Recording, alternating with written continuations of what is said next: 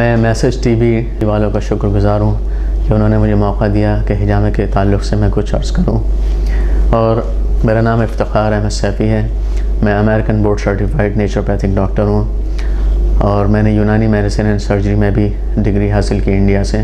उसके बाद अमेरिका से मैंने एनडी की और मेरी एक्सपर्टीज़ हैं कार्डियोवैस्कुलर डिजीज़ और डायबिटीज़ में न्यूट्रिएंट मेडिसिन का इस्तेमाल।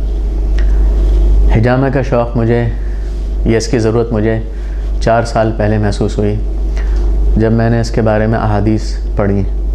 इसके बारे में जितनी अहादीस हैं हैरत अंगेज़, और अगर आप उसको पढ़ें तो आपको लगेगा कि हिजामे के अलावा इससे बेहतर कोई इलाज नहीं है। यह हिजामा ही कंप्लीट इलाज है बेसिकली।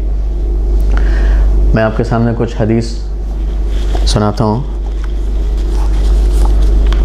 ये डॉक्टर अमजद अली हसन साहब की किताब है हिजामे के बारे में। यूके से इन्होंने MRCP की कार्डियोलॉजिस्ट हैं और माशाल्लाह अल्लाह ने इनको बहुत नवाजा। इन्होंने एक किताब लिखी हिजामे के ऊपर, बहुत फ़ायदेमंद किताब है। जितने लोग हिजामा करते हैं उनको इससे इस्तेफ़ादा करना चाहिए। इसमें कुछ हदीसें हैं। हज़रत इब्न अब्बास रज़ी अल्लाह ताला अन्हु से रिवायत है कि रसूलुल्लाह सल्लल्लाहु अलैहि वसल्लम ने फ़रमाया कि शिफ़ा 3 चीज़ों में पोशीदा है। नंबर 1 हिजामा के ज़रिए ज़र्ब लगवाने में, नंबर 2 शहद के इस्तेमाल में, नंबर 3 आग से दागने में। कई ताहम मैं अपनी उम्मत को आग से दागने से रोकता हूँ, यानी इसमें एक चीज़ से तो रोका लेकिन हिजामा और शहद के इस्तेमाल के बारे में बताया। और हज़रत जाबिर रज़ी अल्लाह ताला अन्हु हुज़ूर अक़दस सल्लल्लाहु अलैहि वसल्लम से रिवायत करते हैं कि आप सल्लल्लाहु अलैहि वसल्लम ने फ़रमाया, अगर तुम्हारी दवाओं में से किसी दवा में शिफ़ा मौजूद है तो हिजामा के ज़रिए ज़र्ब लगवाने में या शहद के इस्तेमाल में या फिर आग से दागने में, बशर्ते कि ये दागना उस मर्ज़ को रास आ जाए, लेकिन मैं आग से दागने को पसंद नहीं करता। और फरमाया, ये सब बुखारी शरीफ की हदीसें हैं। हज़रत समरा बिन जुंदब रज़ी अल्लाह ताला अन्हु फरमाते हैं कि हुज़ूर अकरम सल्लल्लाहु अलैहि वसल्लम के पास बनी फरास के कबीले के एक देहाती आया। उस वक्त आप सल्लल्लाहु अलैहि वसल्लम को एक हज्जाम हिजामा कर रहा था। बस हज्जाम ने ब्लेड से ज़र्ब लगाया तो देहाती ने ताज्जुब से पूछा, ए अल्लाह के रसूल सल्लल्लाहु अलैहि वसल्लम, ये आप क्या कर रहे हैं? तो आप सल्लल्लाहु अलैहि वसल्लम ने इरशाद फरमाया, ये हिजामा है, ये उन सब इलाजों से बेहतर है जो लोग इख्तियार करते हैं। कितनी स्ट्रॉन्ग हदीस है ये। अच्छा, हज़रत अब्दुल्लाह इब्न मसूद रज़ी अल्लाह ताला अन्हु ने फरमाया कि रसूल अल्लाह सल्लल्लाहु अलैहि वसल्लम ने मेराज का वाक़या ज़िक्र करते हुए फ़रमाया कि उस रात फ़रिश्तों की जिस जमात पर भी गुज़र हुआ, उन्होंने आप सल्लल्लाहु अलैहि वसल्लम को कहा कि आप अपनी उम्मत को हिजामे से इलाज का हुक्म फ़रमाएँ। ये रवाह तिर्मिज़ी। हज़रत जाबिर रज़ी अल्लाह ताला अन्हु हज़रत मक़ना रज़ी अल्लाह ताला अन्हु की अयादत की और फ़रमाया कि जब तक तुम हिजामा ना लगवा लो मैं वापस नहीं जाऊंगा, इसलिए कि मैंने नबी करीम सल्लल्लाहु अलैहि वसल्लम से सुना है कि हिजामा लगवाने में शिफ़ा है। इसके अलावा कितनी और अहादीस हैं, यानी इसको पढ़ें। जब मैंने इन सब अहादीसों को पढ़ा तो मुझे लगा कि जब अल्लाह के रसूल सल्लल्लाहु अलैहि वसल्लम हक़, अल्लाह हक़, दीन हक़, तो ये बात पक्की है, चाहे हमसे हमारे फील्ड से रिलेटेड हो तो क्यों ना हम हिजामा करें। तो मैं जब यहाँ मूव हुआ था तो मैं एक academy of complementary medicine college था, उसका डीन था, साथ में न्यू लाइफ स्टाइल क्लिनिक मैं नेचुरोपैथिक मेडिसिन प्रैक्टिस करता था। उसके बाद मेरी मुलाकात यहाँ एक ग्रुप है, बिलहासा ग्रुप, तो उनसे हुई और उन्होंने कहा कि एक नॉन प्रॉफिट इंस्टीट्यूट खोल रहे हैं जो रिसर्च सेंटर है, मेडिकल सेंटर है, रिसर्च भी होगी उसमें, क्लिनिकल मेडिसिन भी होगी। तो उन्होंने कहा हमारे साथ आओ तुम। तो मैं इधर आया और अल्हम्दुलिल्लाह हम लोग यहाँ रिसर्च कर रहे हैं बायो रेजोनेंस थेरेपी के ऊपर, और जर्मन सेंटर से हमारा एफिलिएशन है। इसके साथ साथ मेरे जहन में जब ये बात मैंने अहादीस पढ़ी तो मैंने अपने डायरेक्टर से कहा क्यों ना हम हिजामा भी शुरू करें, क्योंकि हिजामा में खैर है और शिफा है। हम तो ये बोलते रहते हैं, सुनते रहते हैं कि हर गैर के करने का यकीन दिल से निकल जाए और अपनी भी ख़ुद करने का यकीन दिल से निकल जाए और एक अल्लाह की ज़ात आली का यकीन दिल में आ जाए और तमाम रिवाजी तरीक़ों का यकीन दिल से निकल जाए और अल्लाह के रसूल सल्लल्लाहु अलैहि वसल्लम के तरीक़ों में दोनों जहान की 100% कामयाबी का यकीन दिल में आ जाए। तो अल्लाह के रसूल सल्लल्लाहु अलैहि वसल्लम के तरीक़ों में तो कामयाबी है दुनिया की भी आखिरत की, चाहे वो मेडिकल से रिलेटेड हो, सेहत से रिलेटेड हो, किसी में भी हो। तो इसलिए मैंने उनसे कहा, तो उन्होंने कहा कि करो, तुम्हारी मर्ज़ी है। तो तब से हमने साथ में अपनी क्लिनिकल प्रैक्टिस के साथ हिजामा शुरू किया, और अल्हम्दुलिल्लाह जब से हिजामा करना शुरू किया इसमें माशाल्लाह इतने फ़ायदे देखे कि अगर ये कहा जाए कि ओवरऑल जो जनरल हेल्थ को इम्प्रूव करने की कोई एक चीज़ अगर है तो हिजामा है। बाकी सब चीज़ों में अल्लाह ने और शिफा रखी, जितने भी सिस्टम्स ऑफ मेडिसिन है किसी न किसी में किसी चीज़ के लिए फ़ायदा है, लेकिन ओवरऑल हेल्थ कंडीशन को इम्प्रूव करने के लिए हिजामा बहुत अच्छी चीज़ है। और अब हिजामा किसे कहते हैं? हिजामा जैसा कि आपको मालूम है कि हिजामा उर्दू में कहते हैं पच्चे लगवाने को, अंग्रेज़ी में कपिंग भी बोलते हैं उसको, चाइनीज़ लोग करते हैं कपिंग, लेकिन वो चाइनीज़ जिसको कपिंग कहते हैं अक्सर वो ये कपिंग नहीं है जो कि इस्लामिक हिजामा है, इस्लामिक कपिंग है, उसमें थोड़ा फ़र्क है। हिजामे की कई किस्में हैं। हिजामा एक तो जैसा कि आप इंटरनेट पर करेंगे, सर्च करेंगे तो उसमें ड्राई हिजामा है, वेट हिजामा है, मसाज हिजामा है, ऑयल हिजामा है, डिफरेंट तरीक़े का हिजामा है। लेकिन बेसिकली हिजामा वही है जो कि अल्लाह के रसूल सल्लल्लाहु अलैहि वसल्लम ने जिसको पसंद फरमाया और जिसको ख़ुद किया भी। तो उसमें कप्स लेते हैं, ये कप्स हैं, ये कप्स हैं, और कप्स को जिस्म के मुख्तलिफ़ हिस्सों पर लगाते हैं और इससे वैक्यूम क्रिएट करते हैं ऐसे करके, और उसके बाद कट्स लगाते हैं, उससे खून बाहर आता है। तो बेसिकली खून को निकालने को हिजामा कहते हैं, यानी उसमें गंदा खून मिक्स होता है, पूरा गंदा खून नहीं होता बल्कि खून तो होता है, उसके अंदर गंदा खून मिक्स होता है, उसका हिजामा कहते हैं। और इसकी जैसे मैंने अर्ज़ किया कई किस्में हैं, लेकिन यही किस्में असल फ़ायदा इसी किस्म से है जिसको हम वेट हिजामा कहते हैं या हिजामा बोलते हैं। हिजामा किस तरीके से मदद करता है, इसका फ़ायदा किस तरीके से होता है? सबसे पहले तो हमें मालूम है कि सुन्नत है और अल्लाह के रसूल सल्लल्लाहु अलैहि वसल्लम ने इसके बारे में फ़रमाया कि इसके अंदर शिफ़ा है, तो पर इसमें यकीनी शिफ़ा है। कुछ इसकी मेडिकल स्पेकुलेशंस भी हैं और बहुत मुमकिन है वो भी सही हों, तो उसको भी हम थोड़ा सा उसके बारे में भी बात करेंगे, लेकिन हम तो इसलिए करेंगे कि अल्लाह के रसूल साहब ने फरमाया है और हेल्थ के लिए ही चाहे करें, लेकिन अल्लाह के रसूल सल्लल्लाहु अलैहि वसल्लम की ख़बर पर यकीन रख कर करेंगे तो इंशाअल्लाह सुन्नत ज़िंदा करने का अजर मिलेगा, आखिरत भी बनेगी और दुनिया के फ़ायदे भी इसमें हासिल होंगे। दुनियावी एतबार से जितना हम समझ पाएँ इसको किस तरीके से फ़ायदा होता है, वो कुछ इस तरीके से है कि जिस्म से अगर खून निकले और वो किसी भी रास्ते से निकले, किसी भी तरीके से निकले, चाहे वो ब्लड डोनेशन के ज़रिए निकले या कभी कभी और रास्ते से खून निकलता है, तो उसमें फ़ायदा होता है। इसलिए कि खून जब बाहर निकलता है जिस्म से तो हमारा जिस्म नया खून, ताज़ा खून बनाता है जो कि रिप्लेस करता है ख़राब और गंदे या पुराने खून को, तो उसके ज़ाहिर सी बात है ज़्यादा फ़ायदे होते हैं और पूरा एक सिस्टम है जो खून बनाने का वो एक्टिवेट हो जाता है। अच्छा, दूसरे फ़ायदे इसके ये हैं कि जब हम हिजामा करते हैं और डोनेशन करते हैं तो उसमें थोड़ा फ़र्क ये है कि डोनेशन में जो सिस्टेमिक सर्कुलेशन होता है, वीनस ब्लड, वेन से जो ब्लड निकलता है, जो कंपेरेटिवली फ्रेशर ब्लड होता है, लेकिन हिजामा से जब ज़रिए जो खून निकाला जाता है उसमें जो खून होता है वो टॉक्सिन्स और टॉक्सिक वेस्ट उसमें ज़्यादा होती है। एक तो वो स्किन से निकाला जाता है, वेन से नहीं निकाला जाता। स्किन में मिसाल के तौर पर हम जो पॉइंट्स हैं, मुख्तलिफ़ पॉइंट्स हैं, इस तरह करते हैं, जैसे कि अगर हमने ये पीठ पर करा मिसाल के तौर पर, तो अब ये इंटरस्टिशियल टिश्यू स्पेसेस होती है, उसके अंदर से खून आता है और इसके नीचे से लिम्फेटिक पूरा सर्कुलेशन चैनल है पूरा जो कि चल रहा होता है। तो जब हम हिजामा करते हैं तो बेसिकली लिम्फेटिक्स का भी कुछ toxins plus interstitial tissue spaces के टॉक्सिन्स और कुछ लैक्टिक एसिड और दूसरी टॉक्सिसिटी जो अंडरनीथ द स्किन एक्यूमुलेट होती है वो सब उसके अंदर बाहर आती है। तो सिर्फ खून नहीं आता बल्कि टॉक्सिन्स साथ में बाहर आते हैं। अच्छा, हमारे जिस्म में जो इम्यून सिस्टम का निज़ाम है, ब्लड उसमें काफ़ी अहम रोल अदा करता है, लेकिन ब्लड टॉक्सिन्स को, बैक्टीरिया को, जो फैगोसाइटोसिस है उसको, बैक्टीरिया को एनगल्फ करने के बाद में ये सारे टॉक्सिन्स को लिम्फेटिक जो चैनल है उसके हवाले कर देता है। अब लिम्फेटिक का काम है कि वो उसको टॉक्सिन्स को मज़ीद ले जाकर इंटेस्टाइन में डंप करें और वहाँ से फिर हम उसको एक्सक्रीट आउट करें।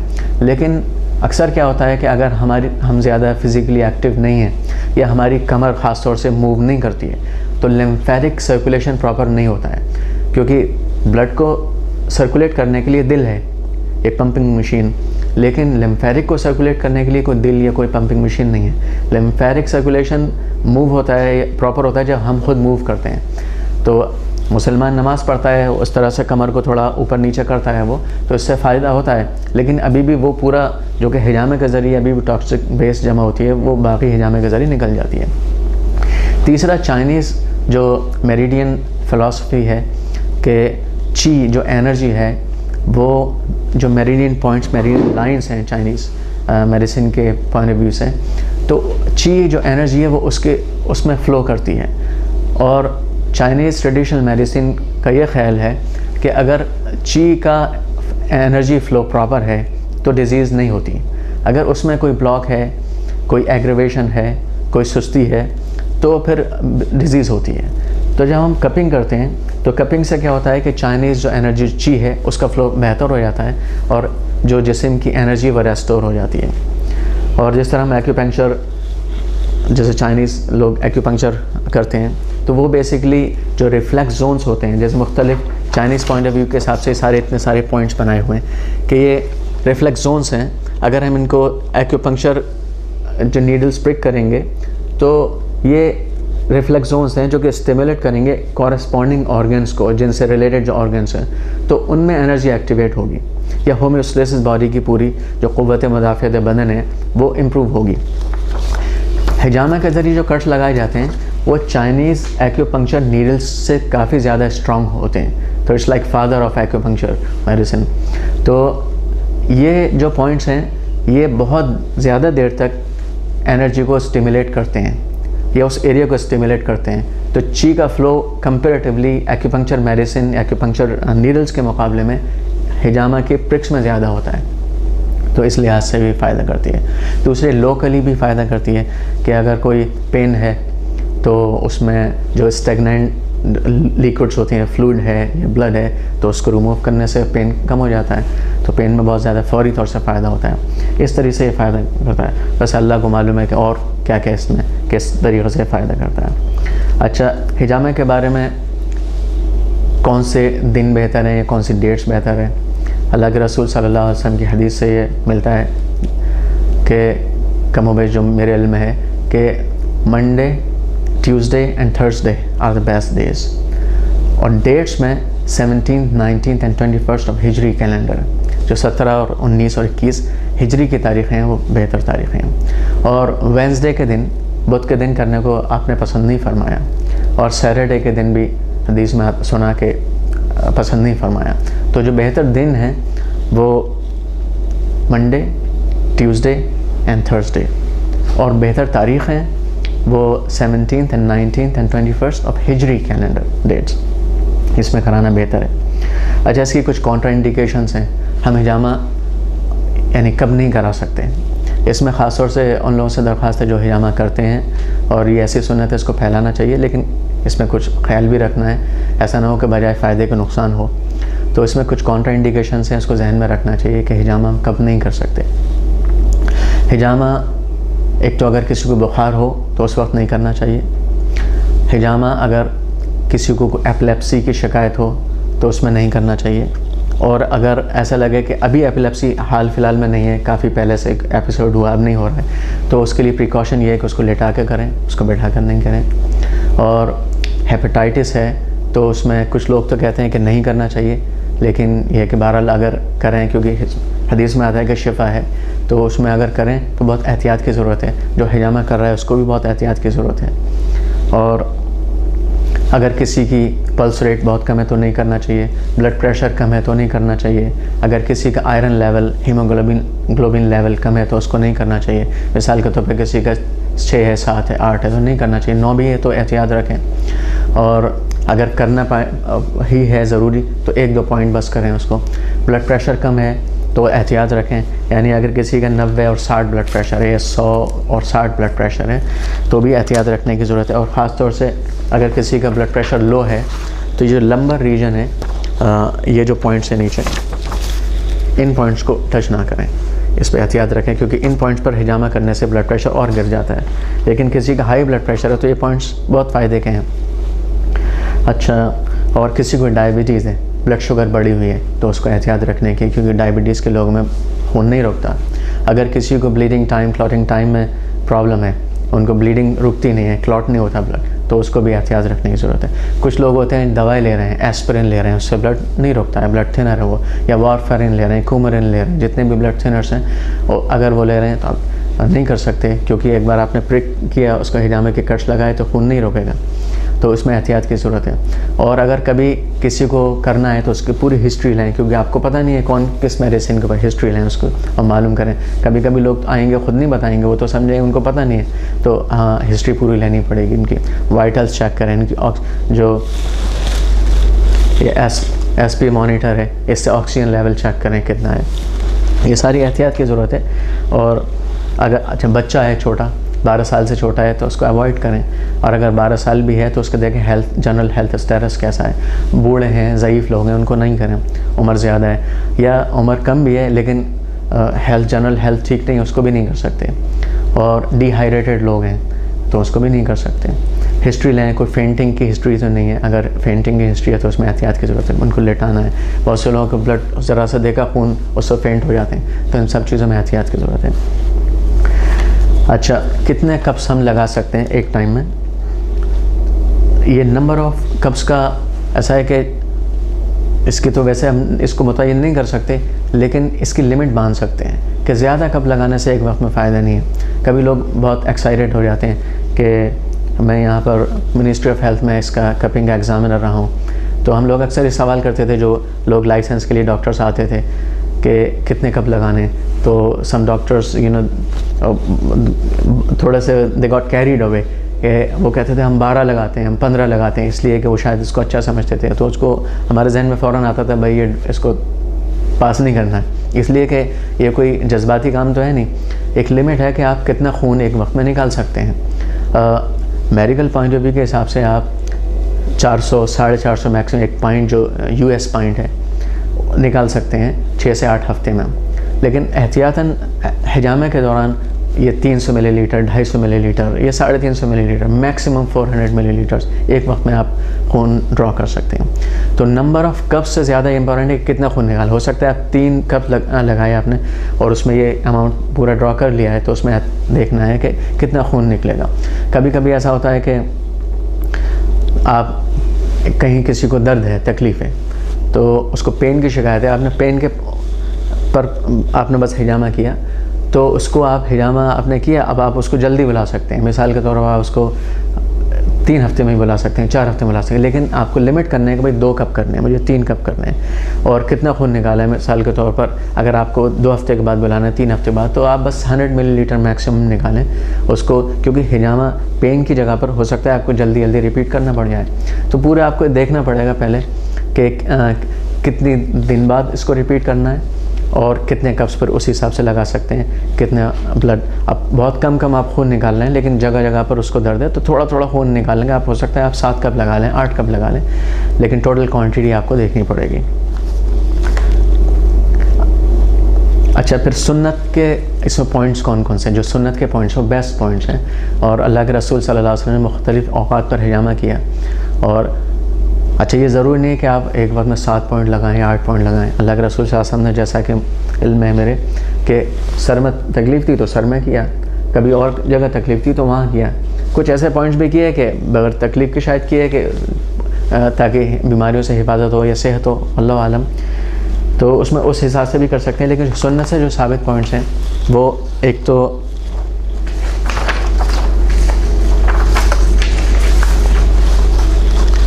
सर में है, ये पॉइंट है, और एक सर के इस तरफ पीछे ये जो पॉइंट है यहाँ है, और गर्दन के दो पीछे हैं, इक़दाइन जिसको बोलते हैं, ये 2 पॉइंट हैं। फिर अलकाहिल कमर के ऊपरी हिस्से में है, पीठ के ऊपरी हिस्से में।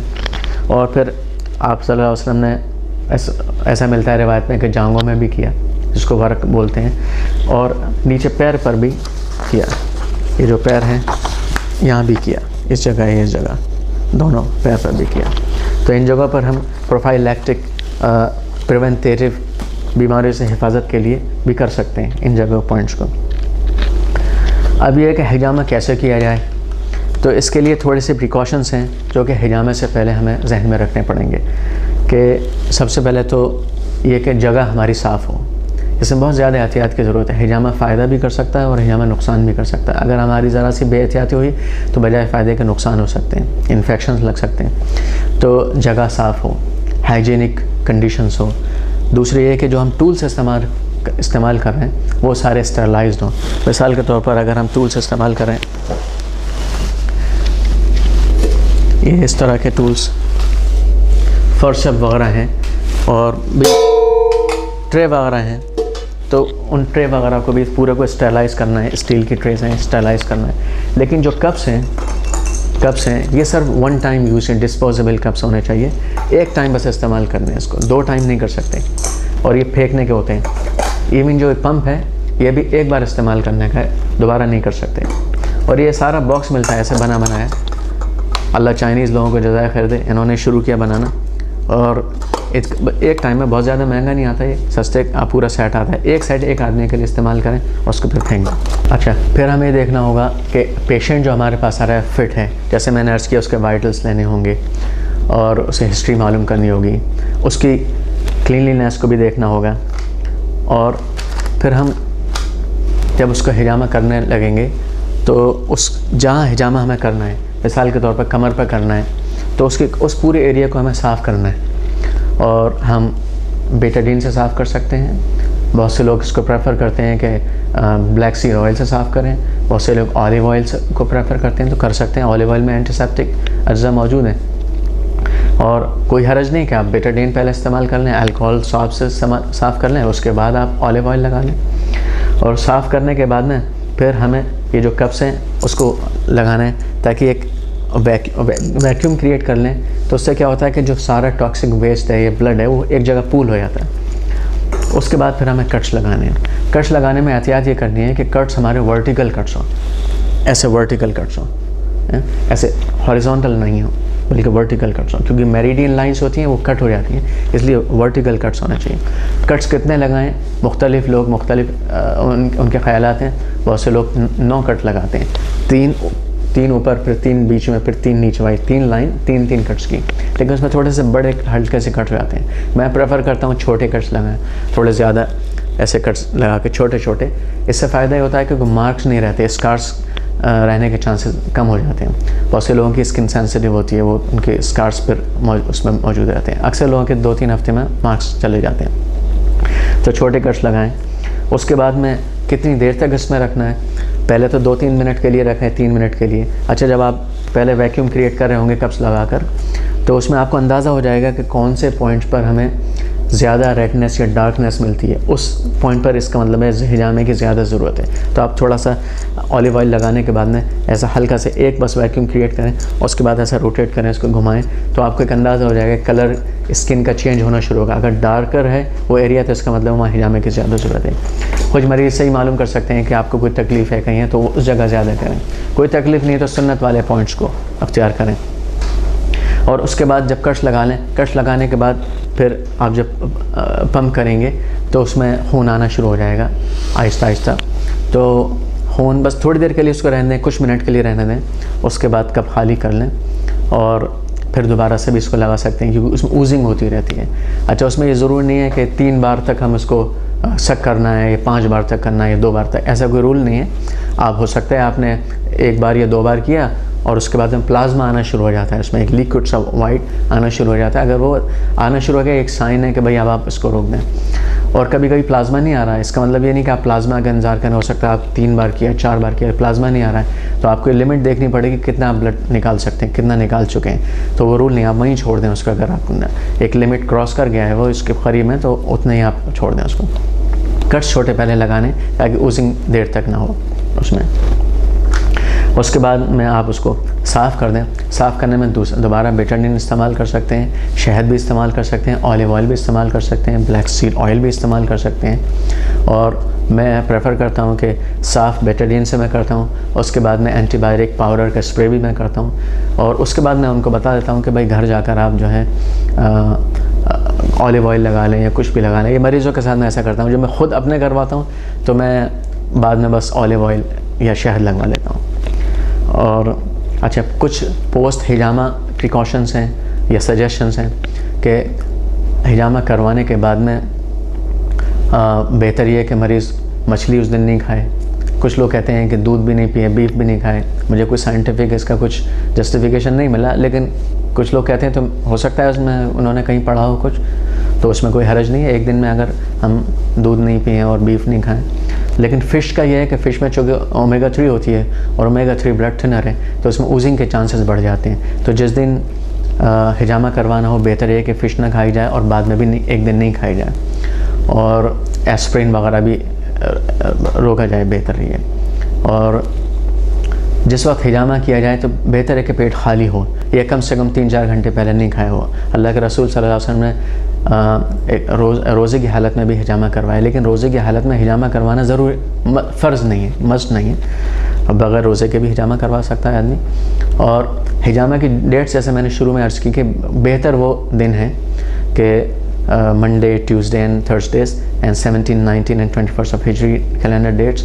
लेकिन हिजामा किसी भी वक्त करवाया जा सकता है, किसी भी तारीख में करवाया जा सकता है अगर ज़रूरत है। मिसाल के तौर पर इस वक्त ज़रूरत है और सर में दर्द हो रहा है तो इस वक्त करवा सकते हैं, उसको कोई मना भी नहीं है। और हो सके तो वेंसडे को अवॉइड करें, क्योंकि फरमाया कि नहीं पसंद किया आप सल्लल्लाहु अलैहि वसल्लम ने, तो उसको अवॉइड करें तो बेहतर है। इसके अलावा बस मैं गुजारिश ये करूँगा सबसे कि हिजामा अल्लाह के रसूल सल्लल्लाहु अलैहि वसल्लम की सुन्नत है और इसमें बहुत फ़ायदे हैं और सबको करवाना चाहिए। और यहाँ अल्हम्दुलिल्लाह अरब ममालिक में इसका काफ़ी रिवाज है, लोगों को इसका एहतमाम भी करते हैं।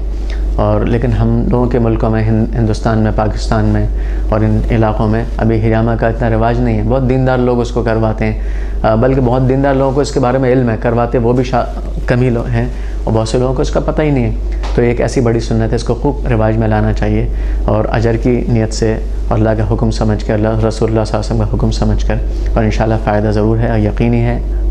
और एक बार तो बल्कि ऐसा हुआ कि हमारे पास मुसलमान मरीज़ हैं ज़्यादा, लेकिन मेरे पास एक थोड़े दिन पहले कीनियन पेशेंट आए और क्रिश्चियन थे, तो उनको तकलीफ़ थी लोअर बैक पेन। किसी ने सजेस्ट किया कि फ़लाँ डॉक्टर उसके पास चले जाओ, तो उनको नहीं मालूम था कि मैं ये कोई हिजामा करता हूँ। वो समझ रहे बस मैं स्पेशलिस्ट हूँ पेन का। तो आए तो मैंने उनको सजेस्ट किया आप हिजामा करवा लो। उन्होंने कहा अच्छा हिजामा ये जो इस्लामिक तरीक़ा है वो ब्लड निकालने का, कहने मैंने पढ़ा तो था इसके बारे में, लेकिन वो तो इस्लामिक तरीक़ा है इसलिए मैं नहीं करवाऊँगा उसको, तो आप कुछ और सजेस्ट करो। तो मैंने समझा इस्लामिक तरीक़ा है, सही बात है, लेकिन आप भी अल्लाह के बंदे हो और जितनी चीज़ें इस्लाम की इंशाल्लाह आपको भी फ़ायदा पहुँचाएंगे, आप करवा लो। आपको अल्लाह ने मनाया, मुझे भी अल्लाह ने मनाया। तो खैर मैंने उनको समझाया, वो तैयार हो गए। मैंने उनका हिजामा किया और उनकी हालत ऐसी थी कि कुछ दिन से वो जॉब भी नहीं जा रहे थे और he couldn't move at all, बहुत तकलीफ़ में थे। उसके बाद जब मैंने उनका हिजामा किया तो उनको लोअर बैक में पेन था, तो हिजामा करने के बाद वो जब खड़े हुए, उसके बाद में ऐसे नीचे झुके, फिर पीछे हुए, फिर दाएं, फिर बाएं, कोई तकलीफ़ नहीं थी। तो वो कह रहे it is amazing, you know, I can't believe it कि इस तरह के इतना ज़्यादा इस चीज़ में फ़ायदा हो सकता है। और फिर बाहर जाके भी सोचते रहे, पर 2-3 मिनट तक अपनी बॉडी को आगे किया, पीछे किया, कहने मैं यकीन नहीं कर सकता किसी चीज़ से इतना फ़ायदा हो सकता है, और मैं तो इतने दिन से बीमार हूँ और बिस्तर पर हूँ, और चल कर भी आए थे तो ऐसे टेढ़ी कमर कर कर आए थे। उसके बाद मैं चलते वक्त कहने लगे डॉग ये तुम्हारी ट्रिक है, तुम मुझे चाहते हो कि इस्लाम के बारे में मैं कुछ पढ़ूँ और मुझे तुमने शौक़ पैदा कर दिया। तो ये चीज़ें हैं, इसमें खैर है, इसको फैलाना चाहिए। लेकिन बस ये गुजारिश ये थी कि इसको जो लोग करते हैं पढ़ कर करें, समझ कर करें, इसकी ट्रेनिंग लें, और ये एक बहुत बड़ी अमानत है और इससे उम्मत को फ़ायदा हो और उम्मत को नुकसान ना हो। तो इसमें जैसे एहतियात मैंने अर्ज़ की, एहतियात के साथ करें और हाइजीनिक कंडीशंस का ख्याल रखते हुए करें। ग्लव्स पहनें, ये ग्लव्स पहनें। अच्छा, एक वक्त में एक आदमी का हिजामा करें, ऐसे नहीं है कि बहुत 2 लोग 3 लोग को एक साथ बैठा लिया तो अभी उसको हिजामा किया, फिर उसी ग्लव से उसको हिजामा किया। इस तरह से हो सकता है जो कम्युनिकेबल डिजीज़ हैं वो फैल जाएँ, तो उसमें बहुत एहतियात की ज़रूरत है। और अपनी भी सफाई हो, एप्रन पहने, सर भी ढकें, इन सब चीज़ों से इन्फेक्शन कभी कभी सर में करना होता है, तो बेहतर ये कि सर के बालों को साफ़ करें, क्योंकि उसमें इन्फेक्शन के चांसेस बढ़ जाते हैं। तो इन तमाम एहतियात को इंशाल्लाह करके करेंगे तो इंशाल्लाह फ़ायदा होगा। अस्सलाम वालेकुम रहमतुल्लाह।